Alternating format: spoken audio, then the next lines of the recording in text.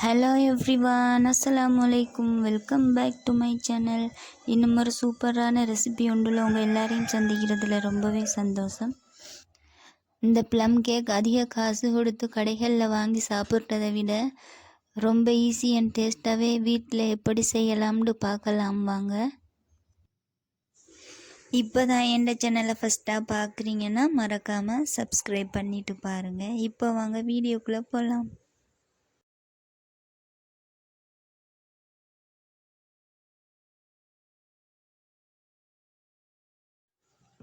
முதல்ல இந்த plum cake செய்கிறதுக்கு ஃப்ரூட்ஸ் அண்ட் ட்ரை ஃப்ரூட்ஸ் என்னென்னு பார்த்துடலாம் வாங்க. ஃபஸ்ட்டுக்கு நான் 5 திராட்சை எடுத்து அதை குட்டி குட்டியாக கட் பண்ணி வச்சுருக்கேன். அடுத்ததாக பேரிச்சம்பழம், அதையும் அதில் உள்ள சீட்ஸ் எல்லாமே ரிமூவ் பண்ணிவிட்டு வச்சுருக்கேன். அடுத்ததாக ப்ளம்ஸ், மற்றது பார்த்திங்கன்னா டியூட்டி ஃப்ரூட்டி, இது பார்த்திங்கன்னா கஜு அண்ட் பாதாம் குட்டி குட்டியாக கட் பண்ணி வச்சுருக்கேன்.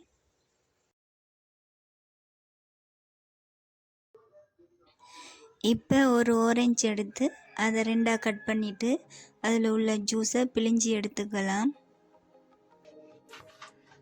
நாம் ஆரஞ்சு ஜூஸ் சேர்க்குறதுனால கடைகளில் கிடைக்கிற அதே டேஸ்ட்டில் இந்த ப்ளம் கேக் கிடைக்கும்.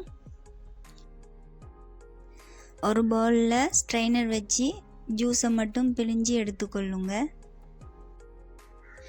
ஜூஸ் பிழிஞ்சு எடுத்ததுக்கு அப்புறமா அதே பவுலில் நாம் எடுத்து வச்சிருக்கிற ட்ரை ஃப்ரூட்ஸ் அண்ட் நட்ஸ் எல்லாமே சேர்த்து நல்லா மிக்ஸ் பண்ணி விட்டுக்கொள்ளலாம். ஆரஞ்சு ஜூஸ் சேர்க்கலனாலும் எந்த பிரச்சனையும் இல்லை.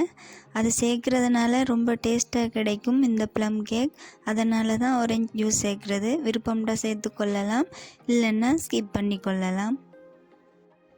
இப்போ நல்லா மிக்ஸ் பண்ணியாச்சு. இது ஒரு ஓரமாக இருக்கட்டும். அடுத்ததாக ஒரு பேனில் 125 ml கப்பால் 3/4 கப் அளவு சுகர் சேர்த்து கேரமல் பண்ணி எடுத்துக்கொள்ளலாம். சுகர் சேர்த்ததுக்கப்புறமா 2 டேபிள் ஸ்பூன் தண்ணி ஆட் பண்ணிவிட்டு நல்லா மிக்ஸ் பண்ணி விடுங்க. பாருங்கள், இந்த மாதிரி கேரமல் பண்ணி எடுக்கணும். அதுக்கப்புறமா 1 கப் அளவு சுடு தண்ணி ஆட் பண்ணி கொள்ளலாம். சுடு தண்ணி ஆட் பண்ணதுக்கப்புறமா நல்லா மிக்ஸ் பண்ணிவிட்டு இதில் பாதி அளவு இந்த கேரமல் பண்ண சுகர் சிரப்பை ஒரு பவுலில் மாற்றி எடுத்துக்கொள்ளலாம். மிச்சமாக கேரமல் பண்ணி வச்சிருக்கிற சுகர் சிரப்பில் 1 tablespoon mix fruit jam சேர்த்து நல்லா மிக்ஸ் பண்ணி கொள்ளலாம். பாருங்கள், இந்த மாதிரி நல்லா கரைஞ்சி வரணும் இந்த ஜாம். அடுத்ததாக நாம் ஆரஞ்சு ஜூஸில் மிக்ஸ் பண்ணி வச்சிருக்கிற ட்ரை ஃப்ரூட்ஸ் எல்லாமே சேர்த்து நல்லா கேரமல் பண்ணின சுகரில் சேர்த்து நல்லா மிக்ஸ் பண்ணி கொள்ளலாம்.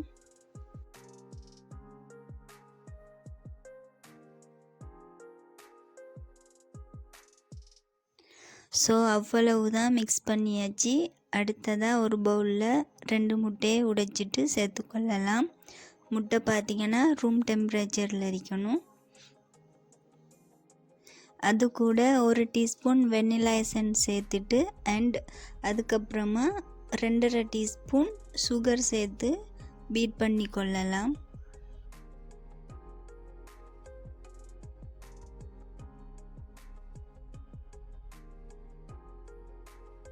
நான் இன்றைக்கி எலக்ட்ரிக் பீட்டர் எதுவுமே யூஸ் பண்ணலை. விஸ்க் வச்சு தான் நல்லா பீட் பண்ணி எடுத்துக்கொள்கிறேன். இது கூட 1/4 கப் அளவு வாசனை இல்லாத ஆயில் சேர்த்துக்கலாம். சேர்த்துட்டு நல்லா மிக்ஸ் பண்ணி விடுங்க.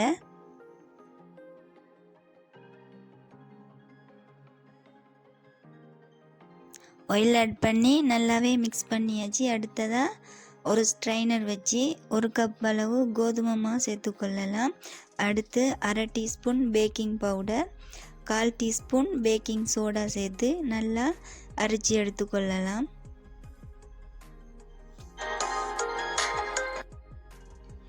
நாம் ட்ரை இன்க்ரீடியன்ட் சேர்த்ததுக்கப்புறமா ஒரே பக்கமாக மிக்ஸ் பண்ணி விடணும். இப்போ நல்லாவே மிக்ஸ் பண்ணியாச்சு. அடுத்ததாக நம்ம கேரமல் பண்ணி வச்சுருந்த சுகர் சிரப் சேர்த்து நல்லா மிக்ஸ் பண்ணி கொள்ளலாம்.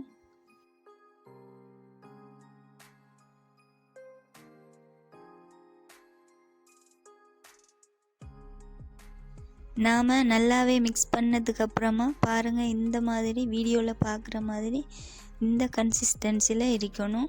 அப்போ தான் பர்ஃபெக்டாக நல்லாவே பேக் ஆகி வரும் இந்த கேக். அடுத்து பார்த்திங்கன்னா நாம் மிக்ஸ் பண்ணி வச்சுருந்த ட்ரை ஃப்ரூட்ஸ் அடுத்ததாக நட்ஸ் எல்லாமே சேர்த்து மிக்ஸ் பண்ணி கொள்ளலாம். நாம் எல்லாமே மிக்ஸ் பண்ணதுக்கு அப்புறமா இந்த கேக் பட்டர் பார்த்திங்கன்னா இந்த மாதிரி கலரில் தான் இருக்கு. பட் நாம் கேக்கை பேக் பண்ணி எடுத்ததுக்கப்புறமா நம்ம சுகர் சிரப் செஞ்சோம் இல்லையா, அந்த கலர் மாதிரியே நமக்கு கேக் கிடைக்கும்.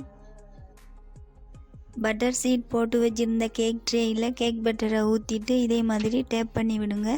அப்போ தான் ஏர் பபிள்ஸ் எல்லாமே இருந்தால் அப்படியே ரிலீஸ் ஆகும். அடுத்ததாக நான் ட்ரை ஃப்ரூட்ஸ் நட்ஸ் எல்லாமே மேலால் தூவி விடுறேன். இது ஆப்ஷனல் தான், விருப்பம்டா சேர்த்துக்கொள்ளலாம், இல்லைன்னா ஸ்கிப் பண்ணி கொள்ளலாம். நெக்ஸ்ட் பார்த்திங்கன்னா ஸ்டவ்வில் ஒரு அடிகனமான பாத்திரம் வச்சு உள்ளுக்கு ஒரு ஸ்டாண்ட் வச்சு 10 நிமிஷம் ஹீட் பண்ணி எடுத்துருந்தேன். ஹீட் பண்ணதுக்கப்புறமா நம்ம கேக் ட்ரே உள்ளுக்கு வச்சுட்டு ஒரு 45 நிமிஷம் பேக் பண்ணி எடுக்கலாம். 45 நிமிஷம் கேக் பேக் பண்ணி எடுத்தாச்சு. பாருங்கள், நல்லாவே பேக் ஆகிருக்கான்னு பார்க்குறதுக்கு இந்த மாதிரி டூத் பிக் வச்சு செக் பண்ணி பார்த்துக்கலாம். இந்த மாதிரி ஒட்டாமல் வந்தால் நல்லாவே கேக் ரெடி ஆகிட்டுன்னு தெரிஞ்சு கொள்ளலாம்.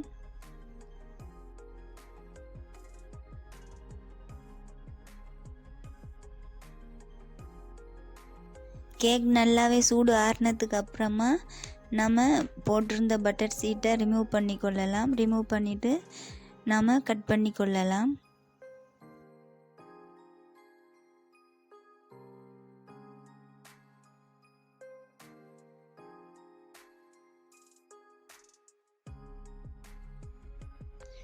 பாருங்கள், இந்த கேக் எவ்வளோ சாஃப்ட் அண்ட் ஸ்பாஞ்ச் கிடைக்குன்னு.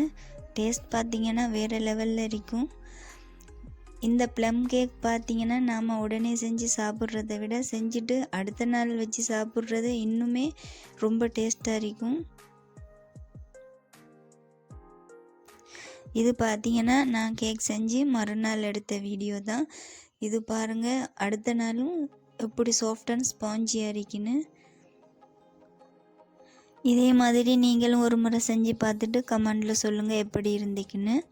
ஓகே, இந்த வீடியோ பிடிச்சிருந்தா லைக் பண்ணுங்கள், ஷேர் பண்ணுங்கள், மறக்காமல் சப்ஸ்கிரைப் பண்ணுங்கள். தேங்க்ஸ் ஃபார் வாட்சிங்.